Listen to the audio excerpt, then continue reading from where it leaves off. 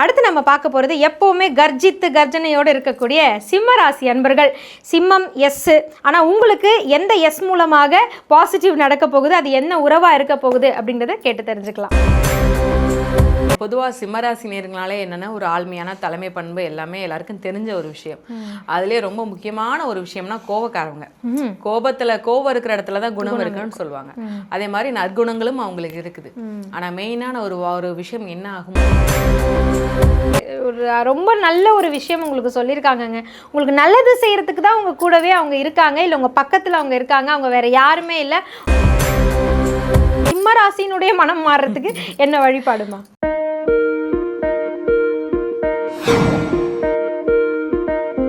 இந்த பதிவை பார்த்துட்டு மறக்காம லைக் அண்ட் ஷேர் பண்ணி சப்ஸ்கிரைப் பண்ணுங்க.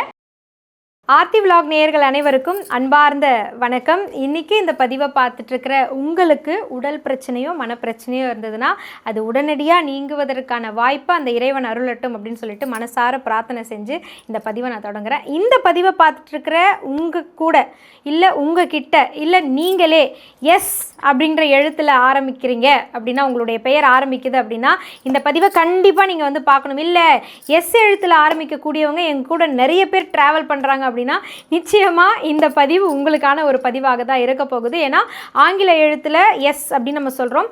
தமிழ் எழுத்துக்களில் சா சா சி சி, அந்த சா வரிசையில் வரக்கூடிய எழுத்துக்களினுடைய மகிமை என்ன, சிறப்பு என்ன, அந்த எழுத்தில் இருக்கக்கூடிய எந்த உறவு ஒவ்வொரு ராசிக்காரர்கள் கூடயும் இருக்கிறது, அவங்களுக்கு பாசிட்டிவாக இருக்க போகுது இல்லை நெகட்டிவாக இருக்க போகுது, இந்த மாதிரி பல புதுமையான தகவல்களை உங்களுக்கு இந்த நேரத்தில் கொண்டு வந்து சேர்ப்பதற்காக ஒரு சிறப்பான நபர் இங்கே வந்திருக்காங்க. பாரம்பரிய ஜோதிட அரசி யோக பிரபா அவர்களை தான் இன்றைக்கும் நம்ம வந்து சந்திக்க போகிறோம். நிறைய வீடியோ பதிவுகள் மூலமாக நீங்கள் அவங்கள மீட் பண்ணியிருப்பீங்க, கன்சல்டேஷன் மூலமாகவும் மீட் பண்ணியிருப்பீங்க. இன்றைக்கி ஒரு புது மெசேஜோடு உங்களை மீட் பண்ணுறதுக்காக காத்துட்ருக்காங்க. ஓகே, இங்கே நான் மீட் பண்ணிடுறேங்க, வீடியோவை சேவ் பண்ணிக்கிறேன், ஆனால் அவங்களுடைய அப்பாயின்மெண்ட் கிடைக்குமா அப்படின்னா கீழே தெரியக்கூடிய அந்த எண்ணுக்கு நீங்கள் கால் பண்ணி அவங்களுடைய அப்பாயின்மெண்ட் நீங்கள் வாங்கிக்கலாம். ஆன்லைன் கன்சல்டேஷனும் கொடுத்துக்கிட்டு இருக்காங்க. ஸோ வாங்க நம்ம வெயிட் பண்ணாமல் யோக பிரபா அவர்களை சந்திக்கலாம். எஸ் எழுத்தினுடைய மகிமை என்ன அப்படின்றத தெரிஞ்சுக்கலாம். வணக்கம்மா. வணக்கம். ஸோ இன்றைக்கி உங்களை சந்திக்கிறது எங்களுக்கு ரொம்ப ரொம்ப மகிழ்ச்சி. குறிப்பாக எஸ்ன்னு சொன்னோன்னா எனக்கே எஸ்ஸில் நிறைய ஃப்ரெண்ட்ஸ் இருக்காங்க, ரிலேட்டிவ்ஸ் இருக்காங்க. என்னுடைய ராசிக்கு மட்டும் இல்லாமல் நேர்களுடைய ராசிக்கும் இந்த எஸ்ஸுக்கும் உள்ள அந்த உறவு என்ன அப்படின்றத தெரிஞ்சுக்கணும்னு நினைக்கிறோம். அதுக்கு முன்னே இன்றைக்கி ஏன் இந்த பதிவை கொடுக்கணும்னு நீங்கள் நினச்சிங்க, அப்படி என்ன அந்த எஸ்ஸில் இருக்குது? எஸ் வந்து பார்த்திங்கன்னா பொதுவாக குரு பகவானுடைய ஒரு லெட்டர்ஸ்னால் எஸ்ன்னு சொல்லலாம். ஏன்னா குரு பகவான் வந்து பார்த்திங்கன்னா ஒரு சாதாரண ஒரு மற்ற கிரகங்களை விட ரொம்பவே இயற்கையான ஒரு சுபர் அவர். அது மட்டும் இல்லாமல் குருனா நம்ம கற்றுக் கொடுக்குற வாத்தியாராக இருக்கட்டும், தன்னுடைய தாய் தந்தை குருவான் நினைக்கிற அத்தனை பேருக்குமே எடுத்துக்கிற ஒரு எண்ணு அப்படின்னா நம்ம குரு பகவானை சொல்லலாம். அது மட்டும் இல்லாமல் எண்ணில் வந்து பார்த்திங்கன்னா 3ஆம் எண்ணுக்குரியது தான் இந்த குரு பகவான். அது மட்டும் இல்லாமல் எஸ்ஸுங்கிற நம்பர் இதே ரொம்ப ஸ்பெஷல் அப்படின்னா நம்மளுக்கு இந்த குருவோட எண்ணு இருக்கிறவங்க வந்து பார்த்திங்கன்னா ரொம்பவேவும் அவங்களுடைய வாழ்க்கையில் முன்னேற்றத்தை நோக்கி ஓடிக்கிட்டே இருக்கக்கூடிய ஒரு பர்சனாக இருப்பாங்க. அதாவது மற்றவங்கள மதிக்கக்கூடிய ஒரு பர்சனாக இருப்பாங்க. ஏதாவது நம்ம ஒரு இலக்கை நோக்கி ஓடிக்கிட்டே இருக்கணுங்கிற ஒரு எண்ணம் அவங்களுக்கு இருந்துக்கிட்டே இருக்கும். அதனால ஓடிக்கிட்டே இருப்பாங்க. எதுவும் ஒரு பாசிட்டிவாக இருக்கணும். ஏன்னா பொதுவாக வந்து பார்த்தீங்கன்னா அந்த குரு பார்த்தால் கோடி நன்மைன்னு சொல்லி கேள்விப்பட்டிருக்கோம். அப்படி இருக்கும்போது அவருடைய எண்ணம் உள்ளவங்களேவும் அவருடைய லெட்டர்ஸ் இருக்கிறவங்களேவும் பார்த்தீங்கன்னா ஒரு நல்ல பாசிட்டிவ் வைப்ரேஷன்லேயே இருப்பாங்க. ஸோ அது மட்டும் இல்லாமல் இப்போ ஒவ்வொரு ராசிக்குமே 12 ராசி இருக்குது. அந்த 12 ராசிக்குமே வந்து பார்த்தீங்கன்னா கரெக்டாக அந்த ராசியில் உள்ளவங்க அந்த லெட்டரில் இருப்பாங்களான்னா கண்டிப்பாக இருக்க மாட்டாங்க. ஒரு சிலர் இருப்பாங்க, ஒரு சிலர் இருக்க மாட்டாங்க. ஆனால் அப்படி ஒரு ராசியில் உள்ளவங்களுக்கு அந்த எஸ் லெட்டர் சம்மந்தப்பட்ட உள்ளவங்க ஏதாவது ஒரு உறவில் இருந்தாங்கன்னா அவங்க வாழ்க்கையில் எவ்வளோ பெரிய மாற்றத்தை அவங்க செய்ய போகிறாங்க இல்லைன்னா கொடுக்க போகிறாங்க அப்படிங்கிறத பார்க்கறதுக்கான மெயினான ஒரு பதிவு தான் இந்த பதிவு. எஸ், இப்போ கோள்கள்லையும் பார்த்துட்டிங்கன்னா சூரியன் சந்திரன் ரெண்டுமே வந்து சூரியன் எஸ்ஸில் வருவாங்க. ஸ்டார்ஸ் அப்படின்னு சொல்லும்போது நட்சத்திரம் இங்கிலீஷில் எஸ் வருது, சுக்கிரன் அப்படின்றதும் எஸ்ஸில் வருது. ஸோ மெஜாரிட்டி எஸ் தான் இருக்குது. அதே மாதிரி எஸ்ன்ற அந்த லெட்டரை பார்க்கும்போது வளைஞ்சு கொடுக்குற மாதிரியும் தோணும், ஒரு பாம்பு நெளிஞ்சிட்டு இருக்கிற மாதிரியும் தோணும். அந்த எழுத்துக்குன்னே மகிமை இருக்குங்க. கண்டிப்பா வளைந்து கொடுக்கறது வந்து பாத்தீங்கன்னா ஒரு இடத்துல வந்து முரண்பாடான இடத்துலனாலும் சரி, இல்ல ரொம்ப பெரிய இஷ்யூவா இருக்குது, பிரச்சனையா இருக்குனாலும் சரி, அந்த இடத்துல விட்டு கொடுத்து போறது ஒரு ஆளா எஸ்ங்கிற நம்பர்ல உள்ளவங்க தான் இருப்பாங்க. எஸ்ங்கிற பேர்ல முதலெழுத்துல உள்ளவங்களா தான் இருப்பாங்க. மற்றவங்களாம் இல்ல என்ன ராசி என்னனாலும் இருக்கட்டுமே ஈகோ அதுன்னு சொல்லுவாங்க. ஆனா இல்ல பரவாயில்ல நம்ம விட்டு கொடுத்து போறதுனால ஒன்றும் செய்ய மாட்டாங்க, கஷ்டம் கிடையாதுன்னு சொல்லி விட்டு கொடுக்குற முதல் பர்சனாக அந்த எஸ்ங்கிற லெட்டர்ஸ்ல உள்ளவங்க தான் இருப்பாங்க. அதுதான் மெயின். ஓகே, இப்போ 12 ராசிக்காரர்களுக்கும் எஸ்ஸோட தொடர்பு இருக்கக்கூடிய நபர் சூப்பர் ஸ்டாராக இருக்க போகிறாங்களா இல்லை சுமார் ஸ்டாராக இருக்க போகிறாங்களா அப்படின்றத தான் இன்றைக்கி நம்ம தெரிஞ்சுக்க போகிறோம். ஸோ 12 ராசிக்காரர்களும் கண்டிப்பாக இந்த வீடியோ பதிவை பாருங்கள். உங்கள் ராசிக்கு எஸ் எந்த உறவு முறையில் வந்தால் சிறப்பாக இருக்கும், இல்லை அவங்கக்கிட்ட எப்படி நம்ம கொஞ்சம் கவனமாக இருக்கணுன்றதை கேட்டு தெரிஞ்சுக்கலாம். அடுத்து நம்ம பார்க்க போகிறது எப்போவுமே கர்ஜனையோடு இருக்கக்கூடிய சிம்ம ராசி அன்பர்கள். சிம்மம் எஸ், ஆனால் உங்களுக்கு எந்த எஸ் மூலமாக பாசிட்டிவ் நடக்க போகுது, அது என்ன உறவா இருக்க போகுது அப்படின்றத கேட்டு தெரிஞ்சுக்கலாம். சொல்லுங்கம்மா. நம்ம பொதுவாக சிம்மராசி நேர்களாலே என்னன்னா ஒரு ஆழ்மையான தலைமை பண்பு எல்லாமே எல்லாருக்கும் தெரிஞ்ச ஒரு விஷயம். அதுலேயே ரொம்ப முக்கியமான ஒரு விஷயம்னா கோபக்காரவங்க. கோபம் இருக்கிற இடத்துல தான் குணம் இருக்குன்னு சொல்லுவாங்க. அதே மாதிரி நற்குணங்களும் அவங்களுக்கு இருக்குது. ஆனால் மெயினான ஒரு விஷயம் என்ன ஆகும் அப்படின்னா, இந்த நேரத்தில் சிம்மராசி நேர்களுக்கு அவங்களுடைய எஸ்ங்கிற பேர்ல மாமனாரோ அல்லது மாமியாரோ அவங்களால நல்ல விஷயங்கள் நடக்குது.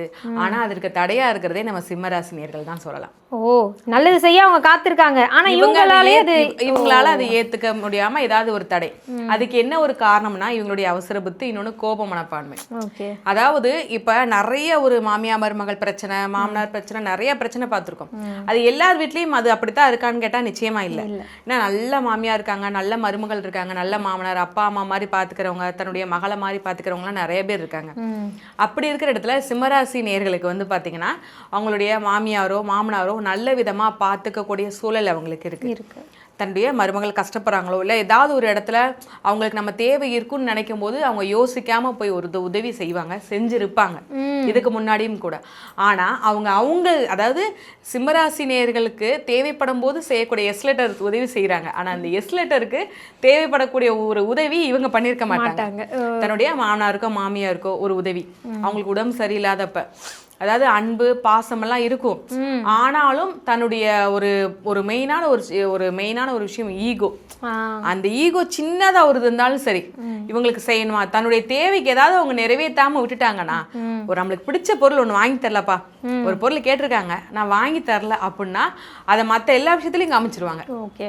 அதுலதான் இந்த இன்சல்ட் பண்றது, ஒரு மாமனார் மாமியாருக்கு தேவைப்படதை வாங்கி கொடுக்காமையோ இல்ல ஏதாவது ஒரு விதத்துல அவங்கள சரியா கவனிக்காம விடுறது, இந்த மாதிரியான ஒரு பெரிய சம்பவங்கள்லாம் நம்ம பண்ணக்கூடியனா சிம்மராசினியர்கள் தான் மெயினா பண்ணுவாங்க. இதுதான்.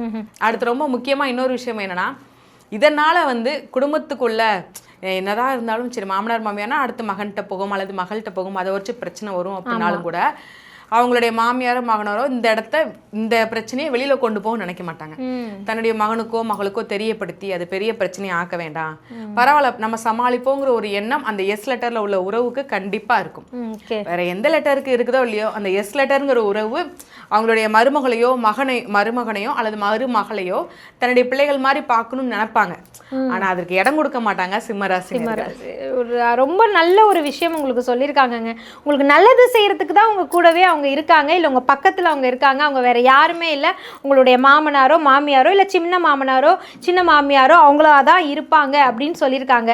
ஸோ எஸ் லெட்டரில் ஆரம்பிக்கக்கூடியவங்க உங்களுடைய உறவா அது மாமனார் மாமியாராக இருக்காங்க அப்படின்னா தயவு செய்து அவங்க பெரியவங்க சொல்கிற விஷயம் நம்ம நல்லதுக்கு தான் சொல்லுவாங்க அப்படின்னு சிம்ம ராசிக்காரர்கள் நீங்கள் ஏற்றுக்கிட்டிங்கன்னா நிச்சயமாக அது உங்களுக்கு பாசிட்டிவிட்டியாக தான் அமையும் சொல்லியிருக்காங்க. அந்த நேரத்தில் கொஞ்சம் கோவப்படாமல் சொல்லியிருக்காங்களே நம்ம கொஞ்சம் ஒரு முறை ஏற்று பார்ப்போம், நமக்கு நல்லது நடக்குதா அப்படின்னு நீங்கள் பாருங்கள், கண்டிப்பாக உங்களுக்கு நல்லதே நடக்கும். ஸோ அவங்களுடைய மனம் மாறுறதுக்கு என்ன ஒரு வழிபாடு, சிம்மராசினுடைய மனம் மாறுறதுக்கு என்ன வழிபாடுமா வந்து பார்த்தீங்கன்னா ஃபர்ஸ்ட் வந்து சிம்மராசி வந்து சூரியன் தான், அவருடைய அதிபதி சூரியன் பகவான் தான். அவரை வழிபாடு பண்ணாலே போதும், சூரிய நமஸ்காரம் பண்ணாலே போதும். இவங்க காலைல எந்திக்கிறது லேட்டா எந்திக்கிறது, நம்ம சூரியன் பகவான் தானே பார்க்க சொல்றீங்க, அப்புறம் நான் 8 மணிக்கு 9 மணிக்கு கூட பார்க்குறேன்னு சொன்னா அப்ப பார்க்க கூடாது. அவர் எந்திக்கும் போது அந்த இளம் சூரியன் வெளிச்சம் வரும் பார்த்தீங்களா, ஒரு 5:30லேருந்து 6:30க்குள்ள அந்த நேரத்தில் அவங்க எந்திரிச்சு சூரிய ஒளி பார்த்தாலேயும் அவங்க மனசு ஒரு அமைதியாக இருக்கும், ஒரு பாசிட்டிவான ஒரு விஷயம். அந்த நேரம் காலையில் இந்த விஷயங்களை பற்றி ஒரு ரீகால் பண்ணுற மாதிரி யோசிச்சு பார்த்தாங்கன்னா நம்ம மேலே இவ்வளோ என்ன தப்பு இருக்கிறதுன்னு புரியும். அவங்க என்ன மாதிரியான விஷயத்தை நம்ம கிட்ட எடுத்துகிட்டு வராங்க, அது பாசிட்டிவான விஷயம்னு சொல்லி அவங்களுக்கு புரிய ஆரம்பிக்கும். ஸோ கண்டிப்பாக சூரிய நமஸ்காரம் அவங்க பண்ணி ஆகணும். சிறப்பாக சூரிய பகவானை வணங்குறது மட்டும் இல்லாமல் அவர் வணங்குவதற்கான இந்த சூரிய நமஸ்காரம் நீங்கள் பண்ணிங்கன்னா உங்களுடைய மாமனார் மாமியாரில் எஸ் லெட்டரில் ஆரம்பிக்கக்கூடியவங்க நமக்கு பாசிட்டிவாக தான் இருக்காங்கன்ற இந்த புரிதல் உங்களுக்குள்ளே வரும். கோபம் இதெல்லாமே வந்து கட்டுக்குள்ளே வரும் அப்படின்னு சொல்லியிருக்காங்க. முயற்சி பண்ணி பாருங்கள். சிம்மராசி அன்பர்களுக்கு மனம் நிறைந்த வாழ்த்துக்கள். இவ்வளோ நேரம் உங்கள் கூட பேசுனது மட்டும் இல்லாமல் இன்றைக்கி நம்ம பேசின இந்த தகவல் எல்லாமே எங்களுக்கு புதுசாக இருந்தது. ரொம்ப ஒரு இன்னோவேட்டிவாகவும் இருந்தது, அதே சமயத்தில் லாஜிக்காகவும் இருந்தது. ஸோ எஸ் லெட்டரில் இருக்கக்கூடிய நிறைய நபர்களை இப்போது நம்மளுடைய வியூவர்ஸ் வந்து நினைவுபடுத்தியிருப்பாங்க. அதை நினைவுபடுத்திய யோகப்பிரபா அவர்களுக்கு மனமார்ந்த நன்றிகள். Thank you so much. ஸோ யோகப்பிரபா அவர்களுடைய வார்த்தைகள் எனக்கு நம்பிக்கை கொடுக்குதுங்க. எனக்கு அவங்கக்கிட்ட அவங்களுடைய இந்த வீடியோ பார்த்த உடனே எனக்குள்ளே ஒரு உற்சாகம் வருது அப்படின்னு சொல்லக்கூடியவங்க பர்சனலாக நீங்கள் அவங்கக்கிட்ட வந்து கன்சல்ட்டிங் எடுக்கணும் அப்படின்னா அவங்க அவைலபிளாக தான் இருக்காங்க. நான் டீட்டெயில்ஸ்க்கான காண்டாக்ட் நம்பர் உங்களுக்கு கொடுத்துருக்கேன். அந்த நம்பரை சேவ் பண்ணிக்கோங்க, கால் பண்ணுங்கள், முழுக்க டீட்டெயில்ஸ் கேட்டுக்கோங்க. உங்களுக்கு நம்பிக்கை இருக்குது அப்படின்னா கண்டிப்பாக அவங்கக்கிட்ட கன்சல்ட்டிங் எடுத்துக்கலாம். ஆன்லைன்லேயும் கொடுத்துட்ருக்காங்க. சென்னைக்கு வரும்பொழுது டிரெக்டாகவும் வந்து அவங்க உங்களுக்கு கன்சல்ட்டிங் கொடுத்துட்ருக்காங்க. ஸோ அவங்க கூட ஒரு முறை கன்சல்ட்டிங் எடுத்துகிட்டு உங்கள் வாழ்க்கையில் மாற்றம் நிகழ்ந்தது தான் அதுதான் இந்த நிகழ்ச்சியினுடைய வெற்றியாக நான் பார்க்குறேன். வாழ்க்கை வளமடைய எங்களுடைய மனம் நிறைந்த வாழ்த்துக்கள். இந்த மாதிரி புது புது தகவல்களோடும் ஆன்மீக தகவல்களோடும் தொடர்ந்து உங்களை நாங்கள் வந்து சந்திச்சுட்டே தான் இருப்போம். உங்களுடைய அன்பை எங்களுக்கு லைக் அண்ட் ஷேர் மூலமாக தெரியப்படுத்துங்க. மறக்காமல் சப்ஸ்கிரைப் பண்ணுங்கள். நன்றி.